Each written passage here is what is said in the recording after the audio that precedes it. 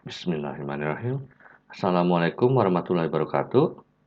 Perkenalkan, nama saya adalah Rizky Aditya Surya Pratama atau SP, SSI MT, di mana di pertemuan 3 praktikum biokimia atau disingkat PBio ini, saya akan menjelaskan mengenai praktikum uji asam amino dan proteinnya. Kalau di minggu sebelumnya saya menjelaskan mengenai teorinya, terutama mengenai asam amino dan protein itu apa, kali ini saya akan menjelaskan mengenai praktikumnya itu sendiri untuk uji, terutama uji kualitatif asam amino dan protein ini. Oke, mari kita mulai masuk saja ke materinya.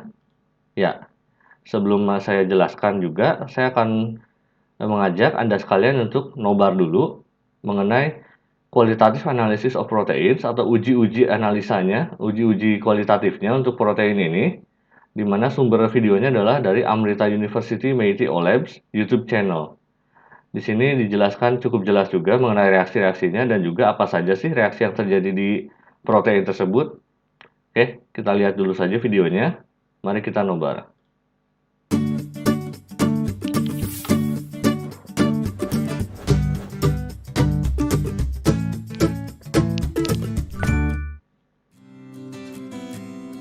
Qualitative analysis of proteins. Burette test. Egg albumin. We require egg albumin dispersion in a test tube, sodium hydroxide solution, 1% copper sulfate solution, test tube holder, rack, droppers and a Bunsen burner. Take a small quantity sodium hydroxide solution using a dropper.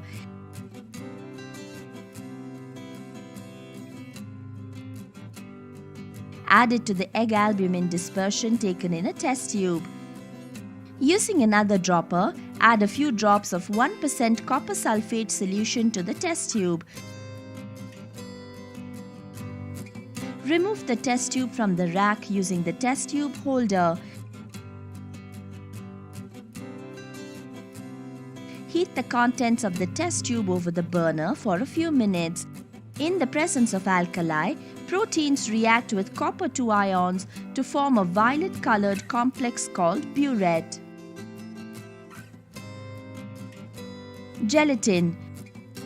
We require gelatin dispersion in a test tube, sodium hydroxide solution, 1% copper sulfate solution, test tube holder, rack, droppers and a Bunsen burner. Take a small quantity sodium hydroxide solution using a dropper. Add it to the gelatin dispersion taken in a test tube. Using another dropper, add a few drops of 1% copper sulfate solution to the test tube.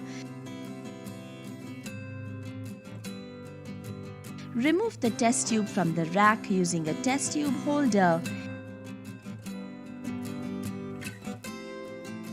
Heat the contents of the test tube over the burner for a few minutes. In the presence of alkali, proteins react with copper-2 ions to form a violet-colored complex called burette. Xanthoproteic test. Egg albumin. We require egg albumin dispersion in a test tube, concentrated nitric acid, test tube holder, rack, dropper and a Bunsen burner. Take a few drops of concentrated nitric acid using a dropper. Add it to the egg albumin dispersion taken in a test tube. Remove the test tube from the rack using a test tube holder. Heat the contents of the test tube over the burner. In the presence of concentrated nitric acid, certain amino acids present in the proteins undergo nitration to form yellow-colored xanthoproteic acid. Gelatin. We require gelatin dispersion in a test tube, concentrated nitric acid, test tube holder, rack, dropper and a Bunsen burner. Take a few drops of concentrated nitric acid using a dropper. Add it to the gelatin dispersion taken in a test tube. Remove the test tube from the rack using a test tube holder.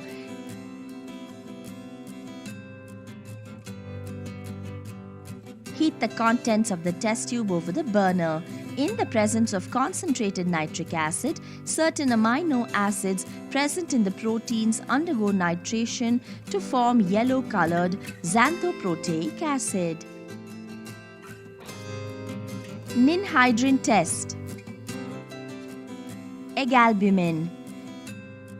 We require egg albumin dispersion in a test tube, ninhydrin solution, test tube holder, rack, dropper, and a Bunsen burner. Take a few drops of ninhydrin solution using a dropper. Add it to the egg albumin dispersion taken in a test tube. Remove the test tube from the rack using a test tube holder.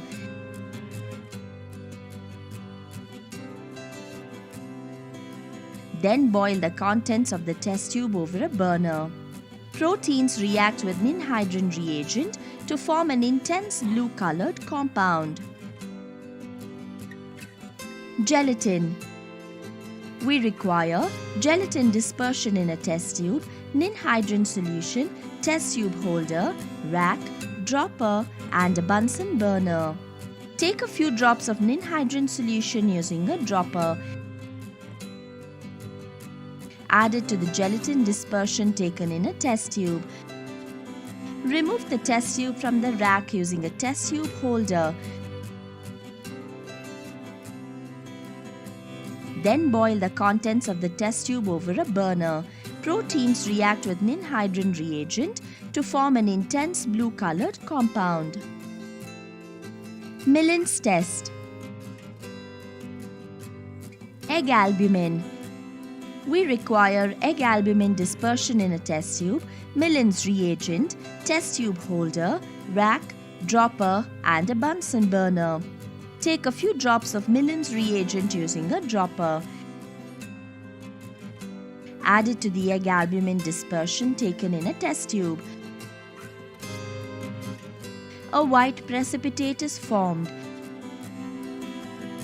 Remove the test tube from the rack using a test tube holder. Then boil the contents of the test tube over a burner.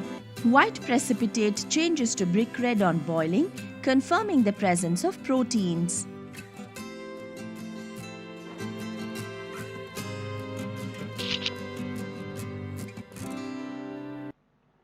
Oke, cukup jelas ya videonya, bahkan cukup detail mulai dari alatnya apa saja, bahannya yang digunakan apa saja, seperti egg albumin dan juga gelatin, dan juga regen-regennya apa saja yang digunakan.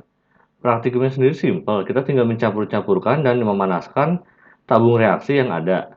Tapi ya, utamanya yang akan saya jelaskan di sini adalah reaksi-reaksinya dan juga fenomena-fenomena apa saja sih yang terjadi dalam uji kualitatif asam amino dan protein ini. Jadi, ya kalau tadi mungkin nggak semuanya, tapi akan saya jelaskan terutama 7 tes utama atau uji kualitatif utama untuk asam amino dan protein ini. Yang pertama mulai dari tes ninhydrin, di mana itu untuk menguji adanya gugus amino dan karboksilat. Lalu tes biuret, untuk menguji ikatan peptide pada protein.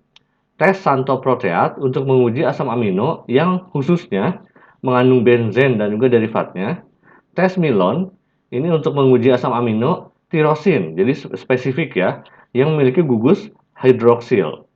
Lalu tes Hopkins-Cole, ini untuk menguji triptofan pada protein. Tes nitroprussida, untuk menguji asam amino ya cysteine, yang memiliki gugus sulfhydryl atau SH. Dan terakhir adalah tes Takaguchi, ini untuk menguji asam amino arginin. Oke, jadi mulai dari yang umum sampai yang spesifik asam aminonya, itu ada uji kualitatifnya. Dimana akan saya jelaskan, karena tadi sudah di video itu lengkap mengenai apa saja yang terjadi setelah dicampurkan, warnanya seperti apa, terus setelah dipanaskan warnanya seperti apa. Saya akan fokus menjelaskan di fenomena yang terjadi di reaksi-reaksi pada saat pengujian tersebut. Oke, saya lanjut ya. Yang pertama adalah tes ninhydrin. Ini semoga cukup jelas ya gambarnya. Jadi di ninhydrin ini, reaksi senyawanya itu memiliki gugus amino dan juga karboksilat bebas.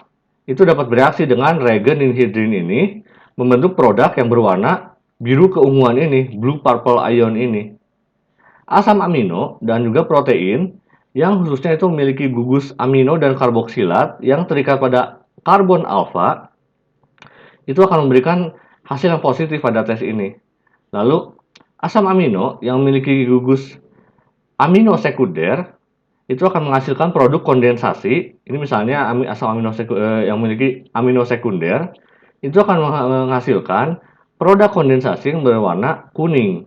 Ini tadi nggak dijelaskan, tapi saya juga jelas bahwa untuk yang utamanya itu hasilnya adalah blue purple atau biru keunguan. Itu untuk yang C-nya C alpha, C-nya C alpha. Tapi kalau untuk kepada gugus amino sekunder itu hasilnya adalah produk berwarna kuning ini, senyawa kuning ini. Itulah untuk ninhidrin. Cukup jelas? Jadi itulah intinya untuk melihat apakah benar ada asam amino dan protein di dalam asam amino dalam protein dalam sampelnya itu. Kalau di video tadi di egg albumin dan juga gelatin. Oke, saya lanjut ya. Tes biuret. Jadi, biuret ini merupakan tes untuk identifikasi protein, di mana ikatan peptidanya yang kita lihat. Ikatan peptidanya itu akan membentuk kompleks dengan tembaga 2 menghasilkan kompleks berwarna ungu. Seperti ini kompleksnya. Cu2 plus akan membentuk kompleks dengan protein, yaitu dengan gugus NH-nya. Kompleksnya seperti ini. Ini akan menghasilkan larutan berwarna ungu terutama. Oke, cukup jelas ya untuk tes biuret ini. Simple dan juga intinya sih untuk identifikasi bahwa itu protein loh beneran ada. Kira-kira seperti itu. Oke, saya lanjut.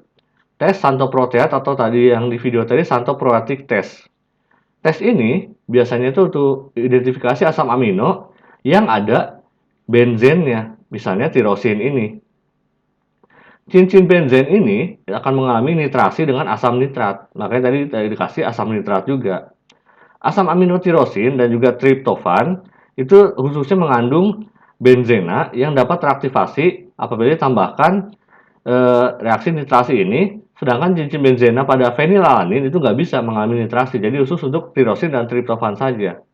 Jadi apabila ditambah reagen santoproteat, hasil positifnya akan menghasilkan produk yang berwarna kuning, yaitu nitrated tyrosin ini ditambahkan HNO3 dan juga reagen santoproteat itu akan mengalami nitrasi dan menghasilkan produk berwarna kuning ini. Yang pada pH 9 atau di atas 9 dia akan menghasilkan nitrated tirosin yang warna kuning itu lebih deep atau lebih tebal. Kuningnya kuning gelap maksudnya seperti itu. Oke, cukup simpel juga ini. Intinya santoproteat ini untuk uji asam amino yang mengandung benzen seperti tirosin dan triptofan. Oke, saya lanjut ke yang berikutnya. Tes Milon atau Milon test. Jadi, untuk Milon test ini utamanya akan memberikan hasil positif untuk asam amino tirosin. Jadi ini spesifik ya. Kalau tadi itu kalau yang sebelumnya yang santoproteat itu khusus ke yang mengandung senyawa benzen. Kalau yang Milon ini khusus untuk yang tirosin karena memiliki gugus hidroksil atau OH ini yang terikat pada cincin benzen atau gugus fenolnya. Jadi kalau di tes Milon ini utamanya bukan ke benzennya tapi ke gugus hidroksilnya. Sehingga apabila tirosin ditambahkan HNO3 dan juga ditambahkan regen Milonnya ini, maka akan menghasilkan produk presipitasi atau endapan berwarna putih yang apabila dipanaskan itu akan berubah menjadi merah bata, brick red. Seperti yang di video tadi sudah dijelaskan juga, komposisinya seperti ini atau struktur senyawanya ketika dipanaskan itu menjadi colored nitro compound. Oke, saya lanjut ya. Tes Hopkins-Cole. Jadi di tes ini, khususnya regen Hopkins-Cole ini akan bereaksi dengan protein yang mengandung triptofan. Sama seperti tes Milon ini, Hopkins-Cole itu spesifik terhadap protein yang mengandung asam amino triptofan ini. Di mana apabila direaksikan dengan reagen Hopkins-Cole, cincin indolnya ini akan bereaksi dengan asam glyoxylic. Sehingga dengan katalis asam kuat adusina H2SO4, asam sulfat, dia akan membentuk produk berwarna ungu. Jadi hasil positifnya adalah produk berwarna ungu ini apabila ternyata di dalam protein ada triptofannya yang direaksikan dengan reagen Hopkins Cole ini, yaitu asam glioksilik dengan katalisnya asam kuat. Oke, saya lanjut yang berikutnya, tes nitropurusida. Jadi di tes nitropurusida ini sama spesifik juga untuk asam amino cysteine, di mana dia memiliki gugus sulfihidril atau SH. SH ini pada keadaan basa. Jadi di katalisnya itu dalam keadaan basa. Dia akan membentuk produk berwarna merah. Jadi regen nitropurusida ini apabila ditambahkan atau apabila ada di sampel yang mengandung cysteine dan dalam keadaan basa, dia akan menghasilkan produk yang berwarna merah. Hasil positifnya seperti itu untuk tes nitropurusida ini. Oke, cukup jelas ya. Lanjut. Nah, terakhir adalah tes Sakaguchi, di mana ini juga spesifik untuk asam amino arginin. Di mana apabila arginin ini ditambahkan reagen Sakaguchi, yaitu reagen ini, dia akan memberikan produk berwarna merah, red color compound ini. Apabila bereaksi dengan reagen Sakaguchi yang mengandung ion hipobromida dan alpha naftol, yang akan menghasilkan kompleks ini yang warnanya adalah merah untuk hasil positifnya. Oke, itu kira-kira yang bisa saya jelaskan mengenai uji kualitatif asam amino dan protein ini, terutama untuk mekanisme reaksi dan juga hasil-hasilnya seperti apa sih ya, apabila dicampurkan dengan reagennya masing-masing di tiap uji. Terima kasih banyak. Jangan lupa klik like, komen, dan juga subscribe channel saya ini ya. Wassalamualaikum warahmatullahi wabarakatuh.